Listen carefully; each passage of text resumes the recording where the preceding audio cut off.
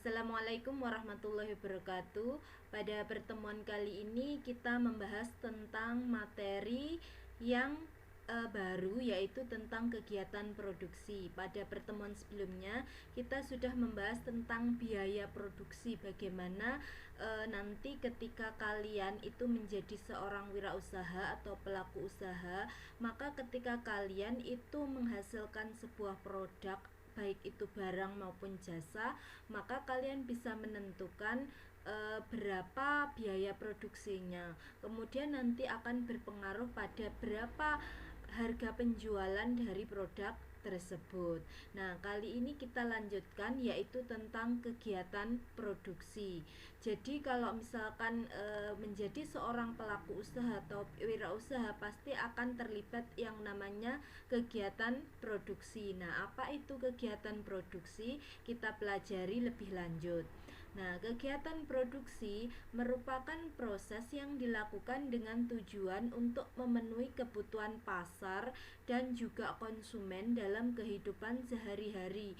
Jadi di sini kita hidup bermasyarakat, kemudian membutuhkan yang namanya suatu barang ataupun jasa untuk keberlangsungan hidup kita.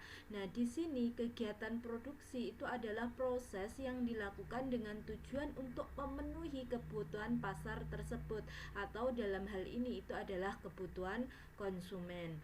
Nah, produksi adalah kegiatan yang dilakukan untuk menambah nilai guna suatu barang. Jadi misalkan barang yang awalnya itu nilai gunanya itu hanya segini, maka ketika dia diolah atau mungkin dilakukan kegiatan produksi atau dilakukan proses produksi, maka di sini nilai barang tersebut itu menjadi bertambah, baik itu nilai guna maupun mungkin nilai dalam hal segi ekonominya. Nah, terus kemudian kegiatan produksi terbagi menjadi produksi barang dan produksi jasa. Ketika penambahan daya guna benda dilakukan tanpa pengubahan bentuk, maka disebut dengan produksi jasa. Jadi kalau jasa itu tidak dilakukan atau tidak terjadi yang namanya pengubahan bentuk. Sementara saat penambahan daya guna benda melewati proses pengubahan sifat dan juga bentuk, maka proses itu dikenal sebagai produksi barang. Jadi sudah tahu ya bedanya produksi jasa dan juga produksi barang. Kalau terjadi perubahan bentuk, sifat, nah dari sebelum diproduksi menjadi sesudah diproduksi, maka itu disebut dengan produksi barang. Tetapi kalau tidak terjadi perubahan bentuk, maka itu namanya adalah produksi jasa. Kemudian yang selanjutnya adalah faktor pendukung kegiatan produksi. Ada beberapa faktor yang menjadi pendukung kegiatan produksi, yaitu yang pertama adalah sumber daya alam, kemudian yang kedua ada sumber daya manusia, yang ketiga ada sumber daya modal, dan yang keempat itu adalah sumber daya informasi. Kita bahas satu persatu masing-masing sumber daya tersebut. Nah, yang pertama itu adalah sumber daya alam.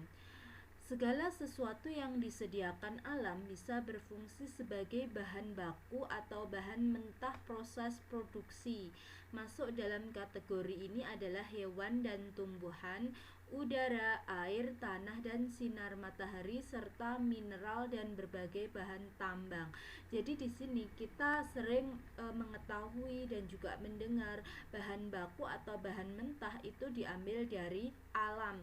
Misalkan mungkin kayu atau mungkin berbagai bahan yang lain, hewan, mungkin tanah, dari mineral, dari dalam bumi. Nah, itu semua itu namanya adalah sumber daya alam. Jadi dia bisa berfungsi sebagai bahan baku atau bahan mentah dari sebuah proses produksi. Kemudian yang kedua adalah sumber daya manusia. Semua kemampuan atau usaha manusia secara jasmani dan rohani yang dipakai guna meningkatkan nilai manfaat barang. Jadi di sini manusia itu memegang peranan yang sangat sentral. memegang peranan yang sangat penting dalam keberlangsungan suatu proses produksi. Jadi kemampuan dan usaha manusia itu sangat dibutuhkan untuk meningkatkan nilai guna atau meningkatkan nilai manfaat suatu barang. Manusia berperan sebagai pelaku utama dalam kegiatan produksi dengan menyalurkan keterampilannya, baik itu soft skill maupun hard skill. Nah, itu sangat dibutuhkan dalam kegiatan proses produksi. Kemudian yang ketiga adalah sumber daya modal. Nah, dalam hal ini mungkin modal banyak terhubung atau berhubungan dengan uang misalkan. Nah, modal ibarat bahan bakar bagi produsen untuk menjalankan roda produksi suatu usaha. Kalau kalian misalkan kemarin itu mempelajari tentang biaya produksi, kalian itu kan tahu yang namanya misalkan biaya bahan baku, kemudian ada biaya mungkin kebutuhan dari pabrik, overhead pabrik, kemudian biaya tenaga kerja, atau mungkin sisa saldo di periode produksi sebelumnya. Nah, ini juga berpengaruh pada proses produksi yang dijalankan. Jadi sumber daya modal itu ibarat bahan bakar. Kalau kalian misalkan naik sepeda motor, kalau misalkan habis bensin atau mungkin bahan bakarnya, maka di sini sepeda motor kalian itu otomatis tidak bisa berjalan. Maka kalau misalkan di dunia wirausaha, kalau di sini kekurangan modal misalkan, atau modalnya cuma minim, padahal kegiatan produksi itu membutuhkan modal yang besar misalkan, maka di sini proses produksi itu tidak akan bisa berjalan dengan baik. Jadi ini juga sangat penting. Kemudian yang keempat itu adalah sumber daya informasi. Sumber daya informasi sebagai penopang inovasi dalam proses produksi, dimulai dari mencari tahu tren pasar, kebutuhan konsumen, sampai data pelanggan. Semua akan mendukung jalannya produksi. Kalau kalian perhatikan, sekarang kita hidup di era teknologi informasi, hidup di era digital. Hampir semua orang itu tidak bisa dilepaskan dari yang namanya gadget. Dalam hal ini khususnya adalah smartphone. Nah, itu adalah sarana yang juga bisa digunakan untuk menunjang kegiatan produksi yang dilakukan. Jadi kalau misalkan kalian ingin mencari tahu, kalian tinggal ketik Google di Google saja. Itu semua ada. Jadi kalau misalkan kalian ingin mengetahui tren pasar, kemudian kebutuhan konsumen seperti apa, sampai data pelanggan, itu kalian bisa memanfaatkan Google. Terus kemudian juga untuk misalkan mempromosikan produk, kalian bisa menggunakan berbagai macam sosial media yang sekarang banyak sekali ragamnya, mungkin Instagram, Facebook, kemudian Twitter dan sebagainya. Atau kalian bisa membuat website sendiri untuk kebutuhan pemasaran dari produk. Nah, itu juga salah satu yang bisa digunakan untuk menunjang produksi dan juga khususnya pemasaran yang dilakukan. Nah, itu adalah sumber daya atau faktor pendukung kegiatan produksi. Kemudian yang selanjutnya adalah pengelompokan sektor produksi. Jadi di sini secara umum sektor produksi itu terbagi menjadi 3, yaitu yang pertama adalah sektor primer, kemudian yang kedua adalah sektor sekunder, dan yang ketiga adalah sektor tersier. Nah, masing-masing itu apa? Kita bahas satu persatu. Yang pertama adalah sektor primer. Sektor primer merupakan sektor utama yang berkaitan dengan industri ekstraksi sumber daya alam yang berasal dari tanah. Sektor primer menekankan proses produksi pada kegiatan menanam atau mengambil bahan dari tanah. Jadi di sini untuk ke sektor primer itu berkaitan dengan sumber daya alam. Jadi berkaitan dengan bahan baku atau mentah atau bahan mentah. Jadi itu masuk ke dalam sektor primer. Contoh produksi sektor primer adalah pertambangan, misalkan mengambil batu bara, pertanian, misalkan menanam padi, produksi minyak, misalkan mengambil minyak dari dalam bumi, dan perikanan, misalnya budidaya ikan, dan kehutanan, misalnya menanam pohon. Jadi berbagai sektor ini itu berkaitan erat dengan alam, sumber daya alam, baik itu misalkan proses produksinya letaknya di alam, kemudian mengambil bahan baku atau bahan mentah dari alam, atau membudidayakan misalkan hewan seperti ikan dan juga tumbuhan misalkan. Nah, itu adalah sektor primer. Kemudian yang kedua itu adalah sektor sekunder. Untuk sektor sekunder itu merupakan sektor produksi yang berkaitan dengan manufaktur. Sektor sekunder berkaitan erat dengan sektor primer karena dalam proses pengolahannya membutuhkan bahan mentah dari sektor primer. Jadi di sini untuk sektor sekunder itu bisa dikatakan mengolah apa yang ada di sektor primer. Contohnya secara garis besar, produksi sektor sekunder terbagi menjadi 3 kegiatan, yaitu yang pertama adalah mengambil bahan mentah atau bahan baku dari industri primer dan kemudian mengolahnya menjadi barang konsumsi. Jadi di sini itu banyak terlibat kegiatan pengolahan seperti itu untuk sektor sekunder. Contohnya adalah produksi pangan. Kemudian yang kedua adalah mengolah kembali barang yang sebelumnya telah diproduksi oleh sektor sekunder lain menjadi produk baru. Contohnya adalah produksi kendaraan.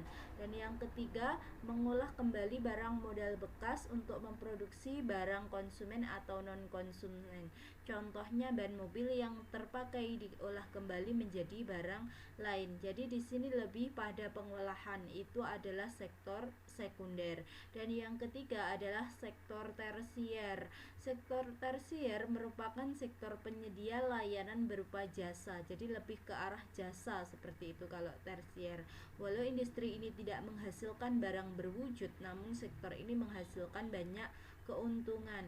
Contoh produksi sektor tersier adalah salon, dalam hal ini pemotong dan penata rambut, bank berfungsi menyimpan uang, bioskop sebagai jasa hiburan, kemudian jasa real estate, angkutan atau transportasi, pariwisata, layanan kesehatan, administrasi, keamanan serta pertahanan. Jadi di sini untuk sektor tersier lebih ke arah jasa seperti itu. Kemudian selanjutnya ada contoh kegiatan produksi baik barang ataupun produksi jasa. Di sini saya berikan contoh beberapa, yang atas ini yang barang dan yang bawah ini yang jasa. Nah, yang pertama contoh kegiatan produksi, misalnya nelayan menangkap ikan untuk kemudian dijual di tempat pelelangan ikan. Jadi kegiatan menangkap ikan itu juga termasuk kegiatan produksi. Jadi dia mengambil ikan dari alam seperti itu. Kemudian yang kedua, petani menanam dan mengolah sawah untuk memproduksi padi. Yang ketiga, industri rumah tangga mengolah singkong dan dikemas menjadi keripik singkong pedas untuk dijual di toko oleh-oleh. Jadi kegiatan pengolahan ini termasuk sektor sekunder seperti itu. Kemudian perusahaan memproduksi berbagai barang kebutuhan rumah tangga seperti deterjen, sabun mandi, sabun pencuci piring, dan juga pewangi pakaian. Yang kelima, warga mendaur ulang sampah menjadi barang yang bisa terpakai. Yang keenam, sutradara memproduksi film bersama aktor, aktris, dan kru film. Jadi memproduksi film itu juga termasuk kegiatan produksi. Karena nanti pada akhirnya film itu akan menghasilkan keuntungan bagi pihak yang terlibat di dalamnya. Kemudian yang ketujuh, psikolog membuka biro konsultasi.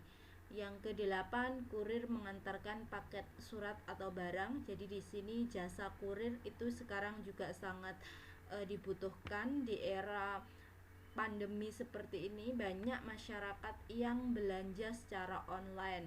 Jadi kalau misalkan kurir itu tidak ada atau kurang, maka di sini distribusi atau pengiriman barang itu juga akan tersendat. Jadi kurir ini sangat dibutuhkan jasanya.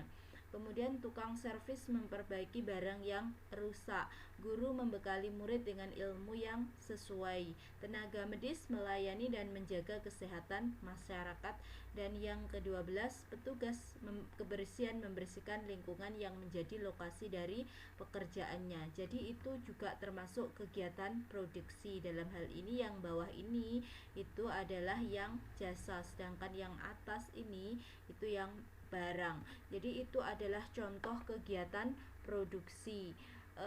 Baik itu kegiatan produksi yang menghasilkan produk berupa barang maupun kegiatan produksi yang menghasilkan produk berupa jasa. Kalian harus ingat kalau misalkan jasa itu tidak terjadi proses pengubahan bentuk. Kalau misalkan yang barang itu terjadi proses pengubahan bentuk, mungkin dari barang yang sebelum diproduksi bentuknya A, maka di sini setelah kegiatan produksi itu bukan lagi berbentuk A, seperti itu.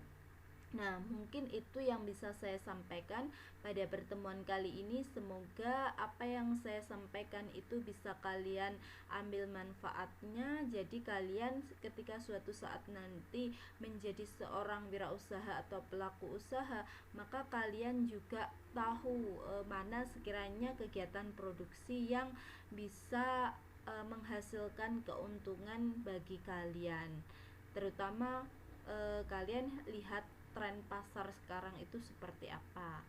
Tetapi ada juga kegiatan produksi yang tetap dibutuhkan meskipun tren itu berganti-ganti, alias tidak terpengaruh pada tren seperti itu. Jadi kalian harus bisa melihat dan meneropong istilahnya. Nah, sesuai dengan periode saat itu. Jadi kalian menjadi seorang wirausaha terkadang itu kita belajar dari lapangan. Nah, seperti itu. Terima kasih, saya akhiri dulu sampai di sini. Wassalamualaikum warahmatullahi wabarakatuh.